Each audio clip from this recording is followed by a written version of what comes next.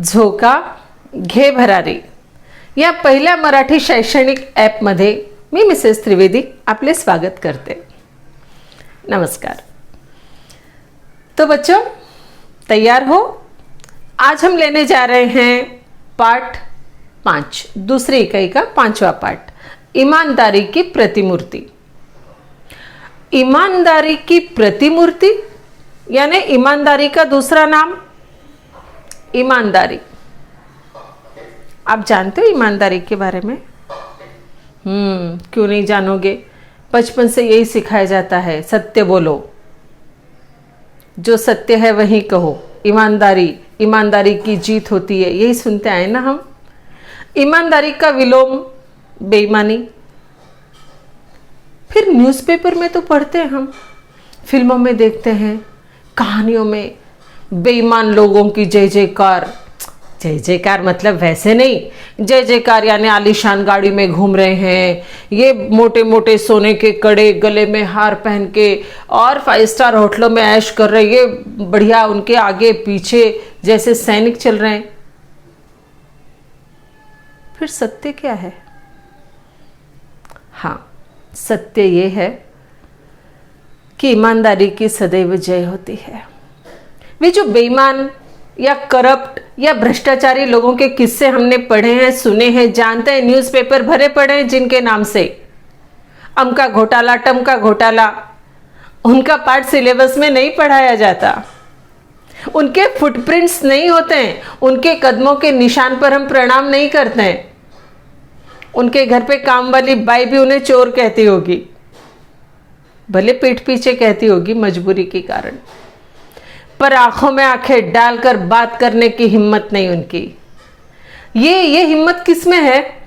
आपके माता पिता में है, आपके माता पिता में, आपके पाठशाला में जो आपके गुरुजन हैं उनमें है, क्योंकि नियम से चलते हैं, सदैव ईमानदारी के रास्ते पर ही चलते, इसलिए तकलीफ पाते हैं, लेकिन सुकून की जिंदगी जीते हैं शांत मन से। उनकी आंखें देखिए आपने, कितनी शांत है। आज हम जो पाठ पढ़ने जा रहे हैं, एक ऐसे व्यक्ति के बारे में कि आज के युग में उनसे रिलेटेड नाम ले तो घोटाले और भ्रष्टाचार का पुलिंदा सामने आ जाता है। नेता लोग, नेता का नाम लेते ही दुनिया भर की चीजें सामने आती है। अरे अमुक घोटालेबाज है, अरे टमुक झूठा है, वो भ्रष्टाचारी है। पर ऐसा नहीं है बेटा, ऐसा नहीं होता। अच्छे बुरे लोग संसार में सदा से रहे। राम है तो रावण है, कृष्ण है तो कंस भी है। आज मैं तुम्हें बताने जा रही हूं एक ऐसे देश के सर्वोच्च नेता के बारे में कि जिनका दुश्मन भी आज उनकी याद करके उनकी प्रतिमा के सामने मस्तक नवाता है। मराठीमध्ये एक म्हण आहे, मूर्ती छोटी पण कीर्ती मोठी। हां, लाल बहादुर शास्त्री, देश के दूसरे प्रधानमंत्री, एकदम सिंपल, दुबले पतले से, बिल्कुल अपने आपके घर में, मेरे घर में जैसे मेरे दादाजी हो वैसे, बिल्कुल सीधे साधे साधारण, चेहरे पर मुस्कुराहट, कोई तामझाम नहीं, कुछ नहीं। ऐसे लगता है कि ये बिल्कुल अपने से है। गरीब घर में पैदा हुए, पढ़ाई की, पता था गरीबी क्या होती है, जानते थे तकलीफें क्या होती है, और जो तकलीफें जानता है वही दूसरों की तकलीफ दूर कर सकता है। पद का घमंड नहीं रहा। उनके बारे में आज का ये पाठ लिखा है उनके बेटे सुनील ने। 2 बेटे, अनिल और सुनील। अच्छा एक बात बताओ बच्चा, आपने आसपास अपने इलाके में कुछ लीडर टाइप लोगों को देखा होगा। ज्यादा दूर जाने की जरूरत नहीं, साधारण कोई ग्राम सेवक ले लो, कोई नगर सेवक ले लो, देखा उनका ऑफिस वगैरह देखा आपने? फुल एसी, ताम झाम, 8-10 चमचे टाइप लोग बैठे हैं, और उनके बच्चे वो बड़ी सी गाड़ी पर धूम 2 धूम 5 बने घूमते हैं। देखे ना आपने? क्या उनका अंदाज और क्या स्टाइल, राजा बन के घूमते हैं, जैसे सिग्नल तोड़ने का भी अधिकार है उन्हें। ये तो मामूली से छुटभइयों की बात, मामूली से नेताओं की बात। और देश का सर्वोच्च नेता अगर हो, एक पल के लिए इमेजिन करो ना, आपके या मेरे पिताजी प्रधानमंत्री है। सोचो कितना मजा आएगा ना, प्रधानमंत्री का बेटा। वाह, बाप रे, बस क्या कहें, यूं कहें कि जिंदगी बन गई।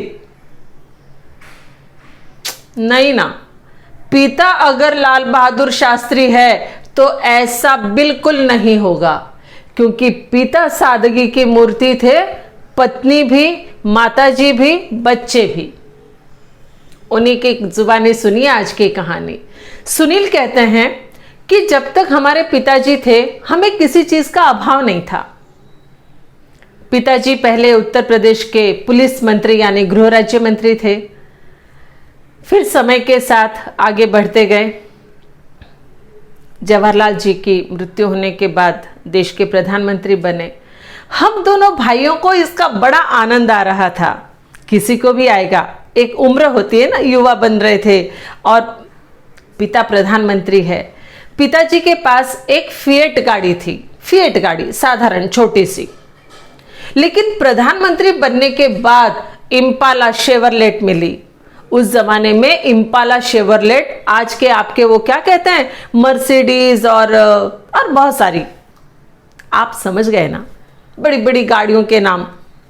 तो उस जमाने में इम्पाला शेवरलेट गाड़ी प्रधानमंत्री के लिए हुआ करती थी।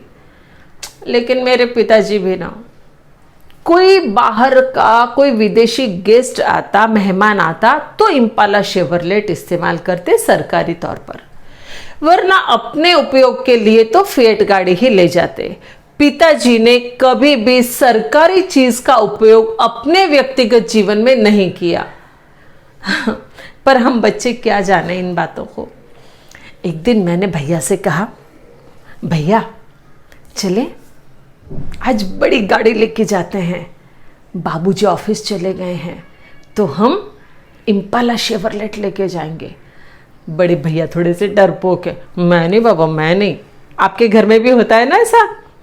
आप अपने छोटे भाई को उकसाते हो या फिर बड़े भाई को उकसाते हो, जो भी उकसाना आसानी से होता है, याद है ना आपको? आप भी करते, तू बोल ना जरा, मम्मी को बोलना, तू चल पप्पा गए, तू बता ना, ऐसा करते हैं कि नहीं? वैसे ही मैंने भी किया। पर बड़े भैया बोले तुम देखो। मैंने कहा ठीक है। फोन उठाया, पिताजी के जो सेक्रेटरी थे, मिस्टर सहाय जरा गाड़ी लाइए दरवाजे पर। इम्पाला शेवरलेट दरवाजे पर आई। हम दोनों भाई शान से बाहर निकले। Driver, chauffeur, salute. ड्राइवर आप बैठो इधर, आज हम गाड़ी चलाएंगे। एक मित्र के यहाँ भोजन पे जाना था। अब आप इमेजिन कीजिए, दिल्ली की सड़कों पर इम्पाला शेवरलेट लेके जाना, स्वर्गीय आनंद। और फिर मैं कौन? प्रधानमंत्री का बेटा। भैया आप चलाओगे गाड़ी? ना बाबा तू ही चला। ठीक है। अब दिल्ली की सड़क पर इम्पाला शेवरलेट लेके गया। मित्र के यहाँ भोजन किया, बातें की, समय का ध्यान ही नहीं रहा। और जब ख्याल आया तो पसीने छूटने लगे। अरे जल्दी चलो, बाबूजी आ गए होंगे। अब वापस गाड़ी भगाई, लेकिन हमारे बंगले के गेट के पास आने से पहले ही गाड़ी रोक दी। पहले ही हमने गाड़ी रोक दी, क्योंकि वो लोहे का गेट खुला, कर्र आवाज आती है ना उसकी। नहीं, हम गाड़ी में से उतरे। बाहर वो संतरी यानी चौकीदार, वो चुप, खटपट नहीं, आवाज मत कर। बाबूजी आ गए क्या? हाँ आ गए। सुनो, ड्राइवर को बुलाया, तो चुपचाप गाड़ी ले जाके अंदर रख। हम दोनों भाई बंगले के बैक साइड, पीछे वाले साइड, चुपचाप हमने, आपने किया होगा ना ऐसा कई बार, याद है आपको? अरे कोरोना से पहले यूनिट टेस्ट के मार्क्स, सेमेस्टर के मार्क्स के टाइम, हाँ पक्का किया आपने। आपको मार्क्स कम मिले, आपके पापा जी रात को देर से आए, उसके पहले आप गुड़ुप सो गए। और आपने क्या आइडिया किया, पापा सुबह काम पर चले जाएंगे उसके बाद उठेंगे, डांटनी पड़ेगी ना। हर कोई बच्चा ये आइडिया जरूर करता है अपने बचपन में, एक दो बार तो पक्का करता है। तो मैंने और भैया ने भी यही सोचा कि हम चुपचाप अपने कमरे में जाएंगे, सो जाएंगे, फिर बाबूजी ऑफिस चले जाएंगे, उसके बाद उठेंगे। रात गई, बात खत्म हो गई। अब जैसे ही हम पीछे के साइड से किचन के रास्ते अंदर जाने लगे, सामने मिल गई अम्मा। अब अम्मा भी कुछ कम नहीं। अम्मा, बाबूजी आ गए क्या? हाँ। आपने उन्हें बता दिया? हाँ, सब बता दिया। ये अम्मा जी भी ना, अब क्या कहें, बाबूजी की ट्रेनिंग ही ऐसी थी, बनावटी बात आती नहीं थी किसी को। खैर, राम राम करके हम अपने कमरे में पहुंचे। सबसे कह दिया कोई उठाए नहीं जल्दी से। हम जाकर सो गए। सुबह 6 बजे किसी ने दरवाजा नॉक किया। अरे क्या बताया ना आपको, हम देर से हम सोना चाहते हैं। फिर दरवाजा नॉक। अरे बाबूजी आप बेटा, अम्मा तो कह रही थी कि तुम जल्दी आ गए थे। और हाँ बाबूजी, अच्छा, चलो साथ में चाय पीते हैं, मुंह हाथ धो के आ जाओ। बाबूजी के चेहरे पर सदैव मुस्कुराहट रहती थी। बच्चों, आप लाल बहादुर शास्त्री जी का फोटो देखो, कितनी प्यारी स्माइल, बिल्कुल मासूम से बच्चे जैसे। ये अंतःकरण की होती है। अब बाबूजी की मुस्कुराहट देखकर मैंने भैया से कहा, कैस, कोई टेंशन की बात नहीं है, चल। मुंह हाथ धो के गए, टेबल पर बैठे, बढ़िया। अब चाय सब इंतजाम, बैठे, चाय पियो बेटा। कब आए बेटा रात में? अब जी आ गए थे। कैसे गए? फिएट तो यहीं खड़ी देखी थी मैंने। अब बाबूजी वो इम्पाला हो, इम्पाला लेकर गए। बड़ी गाड़ी चलाने का शौक है तुम्हें? अच्छा, बढ़िया। मैंने और भैया ने आंखों में आंखें डाली। आपने करते ना, आपने भी किया होगा ऐसे। यस, बाबूजी मुस्कुरा रहे हैं, टेंशन की बात नहीं है। सो ठीक है। अच्छा, अम्मा को बुलाओ। अम्मा को बुलाया। मिस्टर सहाय को बुलाइए। मिस्टर सहाय आए। ड्राइवर को बुलाया। ड्राइवर से पूछा, आप लॉगबुक रखते हो? जी। कल की एंट्री की आपने लॉगबुक में? जी। कितने किलोमीटर गाड़ी चली? जी 14 किलोमीटर।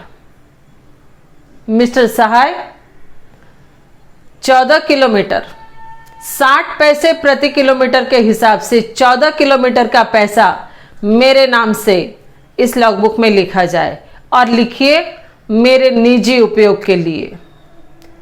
इतना सुनना था कि मैं और भैया दोनों वहां से भागकर कमरे में गए, फूट फूट कर रोने लगे। बच्चों, मैं आपको बता दूं कि हम इतना क्यों रोए, क्योंकि आज तक बाबूजी ने कभी भी सरकारी वस्तु का उपयोग खुद के लिए नहीं किया। आज तक उनके नाम के आगे निजी उपयोग शब्द नहीं लगा। और आज हमारी वजह से इम्पाला चलाने का नाम उनके नाम के आगे लगा। हमें बहुत बुरा लगा। बाबूजी ने जो संस्कार हमें दिए वो जीवन भर के लिए अंतःकरण में रहे। लेकिन बाबूजी की मृत्यु के बाद जब मैं राजनीति में आया तो मेरे बच्चे मुझसे पूछते थे कि पापा, बाकी के तो सब गाड़ियों में आते और आप हमें साइकिल पर लेकर जाते हो, रिक्शा में लेकर जाते हो। मैं कैसे समझाऊं कि वे आदर्श, वे मूल्य आज किसी काम के नहीं रहे। आज इस राजनीति में वे आदर्श और मूल्य बकवास समझे जाने लगे। मैंने राजनीति छोड़ दी। मैंने छोड़ दी राजनीति, क्योंकि मुझे वो मूल्य समझ में नहीं आ रहे थे जो बाबूजी ने मुझे दिए थे। उस रास्ते पर चलना मेरे लिए यहां कठिन हो रहा था। मैं राजनीति छोड़ सकता था, पर बाबूजी के बताए रास्ते को नहीं छोड़ सकता था, क्योंकि उस रास्ते पर सही शांति है, सत्य की जीत है। मुझे याद है बाबूजी खादी का कुर्ता पहनते थे, इतना झीर झीर हो जाता था, तार तार हो जाता था, फट जाता था यहां से। बाबूजी एक कुर्ता फेंक दीजिए, देखो अभी नवंबर महीना है, कोट पहन लूंगा ऊपर, अंदर कुर्ता कौन देखता है, खादी का है, समझे आप, एक एक जो धागा है ना बड़ी मुश्किल से बुना है। बाप रे, पूरा कुर्ता फट जाता, रुमाल बना देते थे। विश्वास नहीं होता ना। आज इस 2021 में नजर डाले तो भरोसा नहीं आता ना कि ऐसे भी लोग थे। हाँ थे, आज भी है। और इसीलिए ये लोग अपने पद के चिन्हों को छोड़ जाते हैं, सिलेबस में आते हैं। अम्मा बताती थी कि जब उनका विवाह हुआ वे ससुराल आई, कुछ थोड़ा सा सोना था, उस जमाने में ज्यादा सोना वगैरह तो पॉसिबल नहीं होता था, ऐसा आसान नहीं थी। उतना सा सोना भी शास्त्री जी के किसी चाचा जी को बिजनेस में घाटा हुआ है, इसलिए अम्मा से मांग लिए। अम्मा ने कहा देखो टीका, नथुनी और बिछवा ये नहीं दूंगी, बाकी ले लो आप। फिर एक दिन बोले तुम्हें बहुत दुख हो रहा होगा ना कि मेरे जैसे आदमी से शादी हुई, और किसी अच्छे आदमी से शादी होती तो कितना सुख में रहती। अम्मा ने कहा मेरा गहना तो आप हो, और ये सोने चांदी के गहने का क्या है, ये तो फिर बन जाएंगे। जिंदगी में दुख सुख तो लगा ही रहता है, पर जो सर्वोच्च गहना है वो आप हैं, आपसे बढ़कर मेरे लिए कुछ नहीं है। कितनी सही बात कही थी अम्मा ने। ऐसा कोई हो सकता है, ऐसा व्यक्ति जिसका नाम ईमानदारी की प्रतिमूर्ति कहा जाए। ईमानदारी की प्रतिमूर्ति, लेखक सुनील शास्त्री। लाल बहादुर शास्त्री जी को शतशः नमन। आज बस इतना ही।